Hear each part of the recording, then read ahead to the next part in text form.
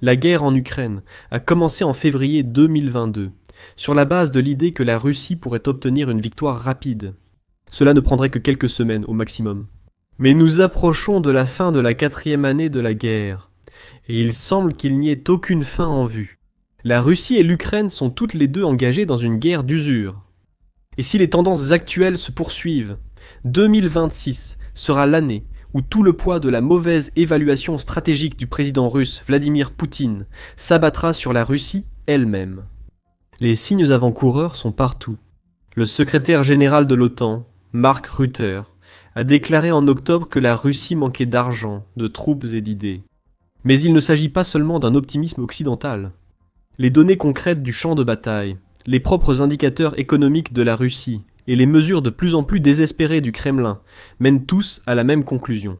La Russie est en train de se dévorer elle-même pour soutenir cette guerre. Et 2026 pourrait être l'année où il ne restera tout simplement plus rien à consommer. Alors examinons précisément pourquoi 2026 s'annonce comme la pire année de la Russie, et pourquoi la machine de guerre de Poutine pourrait enfin s'arrêter. En commençant par son équipement militaire, la Russie a débuté cette guerre avec l'un des plus grands arsenaux du monde. Des milliers de chars étaient stockés dans des installations nationales, beaucoup issus du vaste complexe militaro-industriel de l'Union soviétique. Sur le papier, la Russie semblait inarrêtable. Mais bien que le dicton « la quantité a une qualité qui lui est propre » devrait avoir du mérite, il s'avère que la quantité est rouillée, dépassée et impossible à entretenir. Selon Oryx, qui suit méticuleusement les pertes d'équipements confirmées visuellement, la Russie a perdu plus de 23 400 unités d'équipement militaire jusqu'en octobre 2025. Parmi celles-ci, environ 13 600 sont des véhicules blindés, dont 4 211 chars détruits ou endommagés en seulement 43 mois de combat. Et rappelez-vous, ce ne sont que les pertes qui ont été confirmées visuellement grâce à des images satellites, des vidéos de drones et des sources indépendantes. Les chiffres réels sont sans doute plus élevés, car la confirmation visuelle ne couvrirait que 80 à 90% des pertes, selon les analystes. Mais les chars qui sont perdus actuellement sont aussi bien meilleurs que ceux qui sortent des stocks pour les remplacer. La Russie a commencé la guerre avec environ 3300 chars modernes en service actif, y compris des T-72, T-80 et T-90 modernisés. Le pays disposait également de quelques 5000 à 17 500 chars plus anciens de l'époque soviétique en réserve, bien que l'état réel de ces véhicules ait toujours été douteux.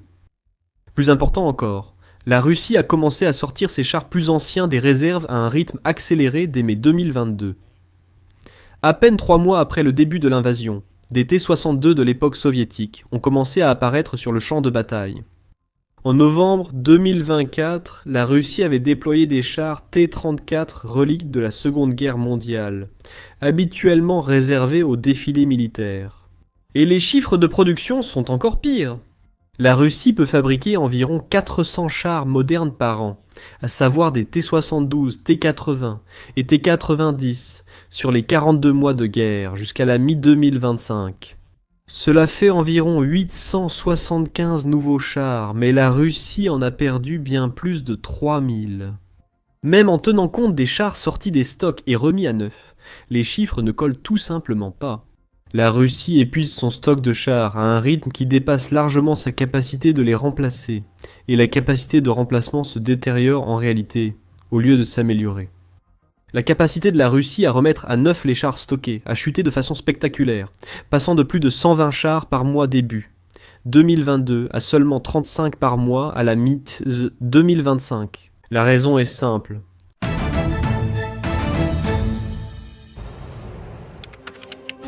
Imaginez Internet comme un champ de bataille, rempli d'unités ennemies, cherchant la moindre faiblesse pour s'introduire dans votre quartier général. Dans ce quartier général, vous possédez des informations secrètes et confidentielles à protéger absolument. Imaginez pouvoir brouiller toutes les pistes menant à celui-ci et le rendre invisible. Vous le feriez, non? Nous aimerions remercier notre sponsor, Surfshark, dont le VPN garde vos informations en ligne privée et protégé contre les hackers et les acteurs malveillants. Lorsque vous naviguez sur un réseau public, il est très facile d'accéder directement à vos informations, comme les numéros de carte de crédit, les données confidentielles ou les informations personnelles. Surfshark VPN empêche cela de se produire et protège, ainsi que chiffre vos données personnelles en ligne. En plus de sécuriser votre navigation, Surfshark VPN permet d'accéder à des sites et services de streaming autrement bloqués par des restrictions géographiques. Et vous n'avez besoin d'installer qu'un seul abonnement sur tous vos appareils, sans aucune limite, pour commencer à naviguer en toute sécurité dès aujourd'hui. Allez sur surfshark.com/spectacle et bénéficiez d'une garantie de 30 jours sans risque, ou utilisez le code SPECTACLE lors du paiement pour obtenir 4 mois supplémentaires de Surfshark VPN. La Russie a sorti d'abord les meilleurs chars de ses réserves. Il ne reste que des véhicules de plus en plus délabrés, demandant plus de travail, de pièces et de temps pour être opérationnels. Beaucoup sont tout simplement irréparables. L'Institut international d'études stratégiques a livré une évaluation dévastatrice dans son rapport de 2025. La Russie n'aura pas suffisamment de chars de combat principaux pour mener des opérations offensives efficaces au-delà du début de 2026 si elle maintient le même rythme opérationnel et subit les mêmes pertes qu'en 2024. Et les chars ne sont que le début de la crise de matériel de la Russie. La situation de l'artillerie russe est, si possible, encore plus humiliante. Selon une analyse de Reuters, la Corée du Nord fournit désormais jusqu'à 100% des obus d'artillerie russes utilisés en Ukraine. La supposée deuxième armée la plus puissante du monde dépend entièrement des munitions provenant de l'un des pays les plus isolés et pauvres de la planète. La Corée du Nord a envoyé en Russie des conteneurs pouvant contenir entre 4 et 6 millions d'obus d'artillerie sur une période d'1 an et demi. La production nationale de la Russie, en comparaison, a atteint environ 2,3 millions d'obus en 2024, ce qui est inférieur à son objectif de 3 millions. Pendant ce temps, les forces russes utilisent environ 10 000 obus par jour, ce qui représente 3,65 millions d'obus par an. Même avec les importations nord-coréennes, la Russie peine à suivre son rythme de consommation. Mais voici la partie vraiment pathétique. Certains rapports suggèrent qu'environ la moitié des obus nord-coréens ne fonctionnent même pas. Ces munitions ont été fabriquées dans les années 1970 et 1980, sorties de vieux stocks. Lors d'une inspection minimale, la Russie doit effectuer des contrôles de qualité supplémentaires avant usage, un processus difficile à gérer pour son complexe militaro-industriel déjà sous pression. La réponse de la Russie à cette crise des munitions est tout aussi révélatrice. Des documents ayant fuité révèlent que Moscou accélère la construction d'une usine de trinitrotoluène et hexogène en Sibérie, à environ 2900 km à l'est de Moscou. C'est aussi loin que possible de la ligne de front. Au cas où l'Ukraine deviendrait encore meilleure dans les frappes à longue portée, la situation de l'aviation russe est tout aussi catastrophique. En 2022, peu après le début de l'invasion, le gouvernement russe a annoncé son intention d'acquérir plus de 1000 nouveaux avions civils d'ici 2030. Début 2025, les usines russes en avaient produit exactement 5. Les objectifs de production ont discrètement diminué et les dépenses de défense pour les avions ont baissé en raison de retards et difficultés de fabrication persistants. L'aviation militaire fait face à des problèmes similaires. Un rapport de la Rand Corporation de 2024 estimait que l'armée de l'air russe fonctionnait à moins de 75% de sa capacité d'avant-guerre. Les avions russes effectuait initialement plus de 150 sorties par jour, poussant les appareils plus anciens, bien au-delà de leurs limites opérationnelles prévues. La RAND estimait que la Russie perdait environ 60 avions par an, en raison de la surutilisation et d'un entretien insuffisant. Le complexe militaro-industriel russe ne peut produire que 26 nouveaux avions militaires par an, dont seulement 14 avions de chasse. Les crises de l'aviation civile et militaire sont interconnectées. Les deux industries partagent pièces détachées, installations de maintenance et savoir-faire technique. Les sanctions occidentales ont coupé l'accès aux composants essentiels, tandis que les ingénieurs nécessaires à l'entretien des avions meurent à la guerre ou fuient le pays. La Russie tente de remplacer les avions civils occidentaux par des alternatives produites localement, mais les chiffres montrent que cet effort échoue de façon catastrophique. Il y a aussi les systèmes de défense aérienne russes. les plateformes S-300 et S-400, qui étaient censées représenter le summum de la technologie militaire russe. Plus de 30 lanceurs et radars S-300 et S-400 ont été visuellement confirmés comme détruits par l'Ukraine depuis le début de la guerre, avec un total de 340 systèmes de missiles solaires perdus. Encore plus embarrassant, Israël aurait démantelé avec une facilité apparente les 4 systèmes S-300 que la Russie avait vendus à l'Iran, montrant ainsi les limites de ses armes soi-disant avancées face à la technologie militaire occidentale. La situation en matière d'équipement est devenue si critique que la Russie a dû retirer des systèmes S-300 de Kaliningrad. La Russie expose ses territoires les plus vulnérables, faute d'équipement pour défendre à la fois le front et ses frontières. Alors que nous approchons de 2026, la Russie verra probablement ses pertes d'équipement s'accélérer, sa capacité de production diminuer et ses stocks d'équipement de l'époque soviétique peut-être épuisés. Et si la situation de la Russie en matière d'équipement est catastrophique, sa crise de main-d'œuvre est potentiellement fatale pour sa civilisation. Les estimations occidentales suggèrent que la Russie a subi plus d'1 million de pertes, tués et blessés confondus, depuis février 2022. À la mi-octobre 2025, les pertes avaient augmenté de près de 60% en une seule année, atteignant un total compris entre 984 000 et 1 438 000. Le chiffre exact est sans doute plus proche du haut de cette estimation. Les morts seuls se comptent entre 190 000 et 480 000. Et pourtant, durant l'été 2025, les armées de Poutine n'ont pas réussi à capturer une seule grande ville, malgré ces pertes horribles. Pour mettre cela en perspective, la guerre soviéto-afghane, qui a duré une décennie et contribué à l'effondrement de l'Union soviétique, a entraîné environ 15 000 à 25 000 morts soviétiques. La guerre actuelle en Ukraine a potentiellement dépassé ce nombre de morts par un facteur de 10 à 20 en moins de la moitié du temps. Cependant, les chiffres des pertes ne montrent pas toute l'ampleur de la catastrophe démographique en Russie. Le taux de fécondité de la Russie s'est effondré entre 12 et 14 pendant le chaos économique des années 1990. Après l'effondrement de l'Union soviétique, il a remonté à environ 18 dans les années 2010. Mais cela reste bien en dessous du seuil de renouvellement de 21 enfants par femme nécessaire pour maintenir une population stable. Cela signifie que la Russie faisait déjà face à une crise démographique avant le début de la guerre, avec une pénurie de jeunes hommes en âge de servir dans l'armée et de travailler. Aujourd'hui, la guerre aggrave cette crise de façon exponentielle. Entre 190 000 et 480 000 jeunes hommes sont morts, et plus de 800 000 autres sont gravement blessés, beaucoup restant handicapés à vie. Ces mêmes hommes devraient fonder des familles, intégrer le marché du travail et bâtir l'avenir économique de la Russie. Toute une génération d'hommes russes n'existe tout simplement pas, ou est systématiquement exterminée en Ukraine. Les conséquences de cette dévastation démographique résonneront dans la société russe pendant des décennies. Ce sont des soldats disparus, des travailleurs qui ne contribueront jamais à l'économie, des contribuables qui ne financeront jamais la Russie, ni les programmes sociaux russes. Le vide démographique créé par la Russie prendra des générations à combler, si cela est possible. Et la Russie ne perd pas seulement des soldats sur le champ de bataille. Le pays connaît une importante fuite des cerveaux depuis le début de la guerre.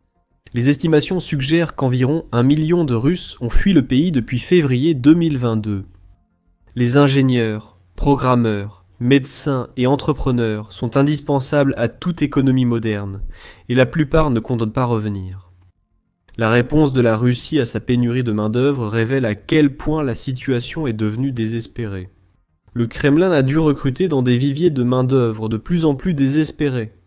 Ils ont vidé les prisons, offrant des grâces aux criminels condamnés en échange d'un service militaire. Ces anciens détenus, formés à la guerre moderne et relâchés dans la société avec une impunité légale, terrorisent désormais les communautés russes.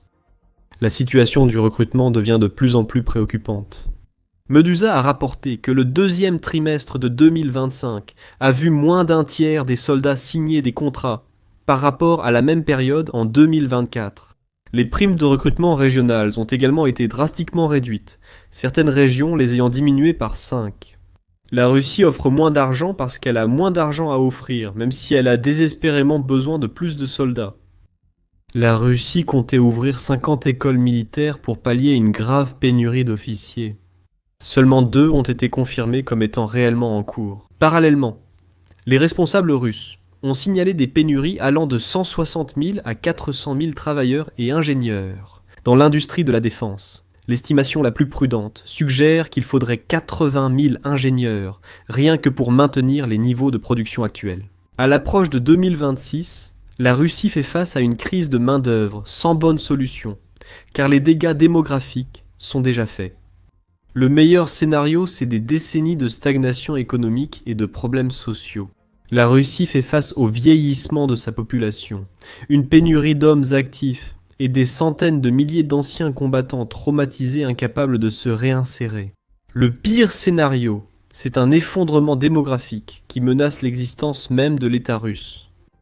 La forte hausse des chiffres impacte aussi l'économie russe.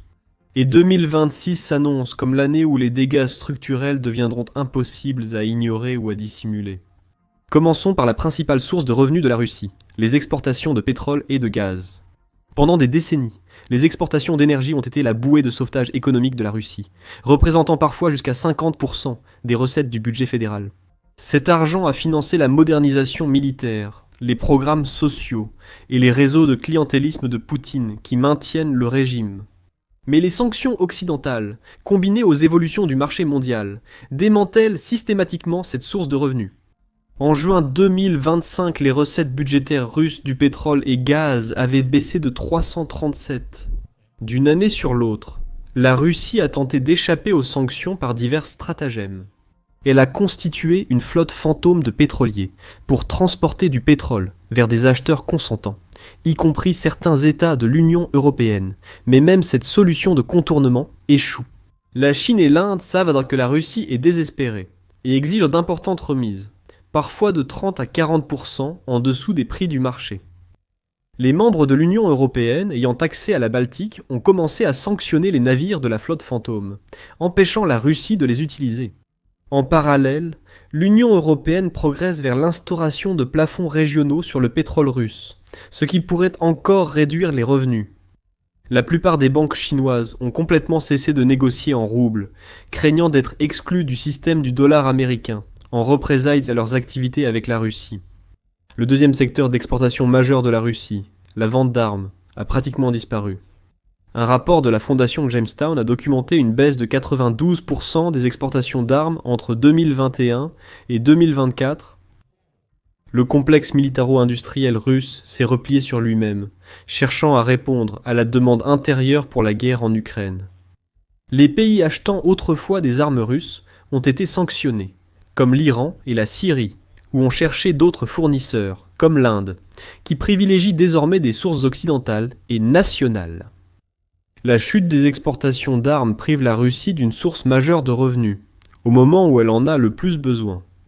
Le matériel militaire, au lieu d'être vendu contre des devises, est détruit dans les champs ukrainiens, ne générant aucun revenu et coûtant à la Russie sa production. Le gouvernement russe a réagi à l'effondrement des recettes par une série de mesures désespérées qui s'apparentent à une auto-cannibalisation économique. En 2025, la Russie a relevé les impôts sur les entreprises et les particuliers. En 2025, les responsables ont discuté de l'augmentation de la taxe sur la valeur ajoutée, ou taxe sur la valeur ajoutée sur les biens et services. Les plans pour 2026 incluent de nouvelles augmentations des impôts sur le revenu des particuliers ou des entreprises, l'ajout de tranches d'imposition supplémentaires et la baisse du seuil de chiffre d'affaires pour les entreprises tenues de payer des impôts. Le résultat est un système où les citoyens russes sont plus lourdement imposés tout en ayant moins d'opportunités d'emploi. Tout cet argent continue d'être détourné par l'armée. Les dépenses russes pour la défense et la sécurité en 2025 ont dépassé 8. Du produit intérieur brut est représenté 40. Des dépenses fédérales totales. Un record jamais vu depuis l'époque de la guerre froide de l'Union soviétique. En 2026, on s'attend à ce que cela tombe à un peu moins de 38% de toutes les dépenses publiques, car le gouvernement doit réduire le budget pour la première fois depuis des années. Réfléchissez-y.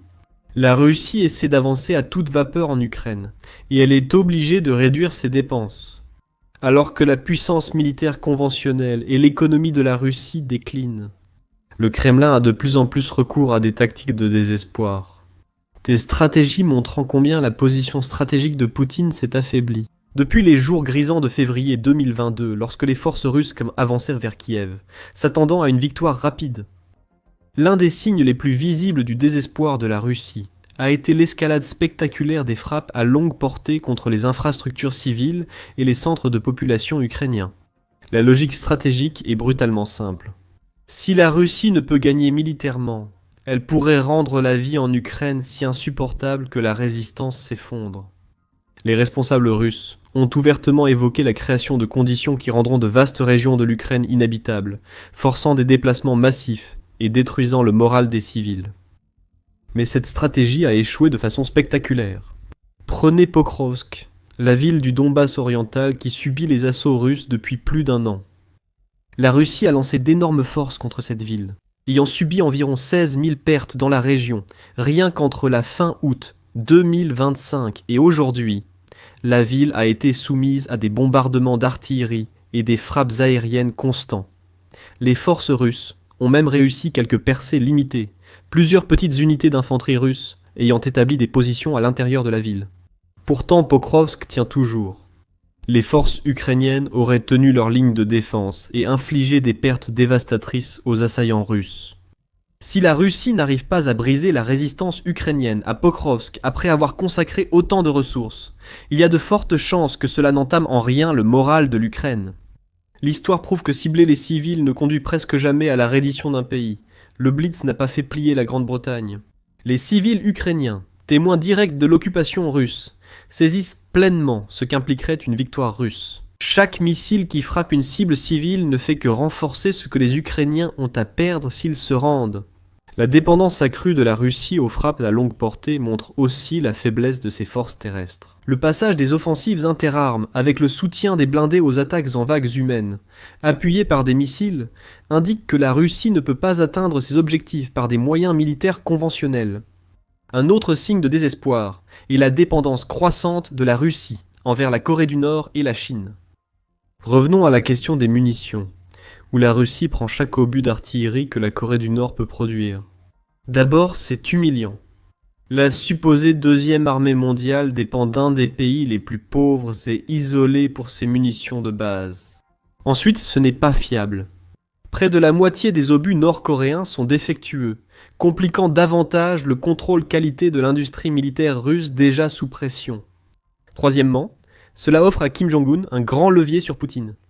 La Corée du Nord peut faire pression sur la Russie en menaçant de limiter les livraisons, sans que Poutine puisse réagir. La relation avec la Chine est encore plus compliquée. La Chine a été la bouée de sauvetage économique de la Russie, achetant du pétrole et du gaz à des prix réduits et fournissant l'accès à des biens manufacturés que les sanctions occidentales ont coupés. Des composants chinois se sont retrouvés dans les systèmes d'armes russes, aidant à maintenir la production militaire malgré les interdictions de technologies occidentales. La Chine est désormais le principal partenaire commercial de la Russie, qui dépend de plus en plus de la bienveillance chinoise pour sa survie économique. Mais cette relation est fondamentalement asymétrique. La Chine aide la Russie sans former un partenariat égal. Les banques chinoises ont largement arrêté de commercer en roubles, redoutant les sanctions occidentales. La Chine exige d'importantes réductions sur l'énergie russe. Sachant que la Russie n'a pas d'alternative, la Chine observe la montée du désespoir russe et ajuste ses conditions en conséquence. De plus, la tolérance de la Chine envers la guerre en Ukraine n'est pas sans limite.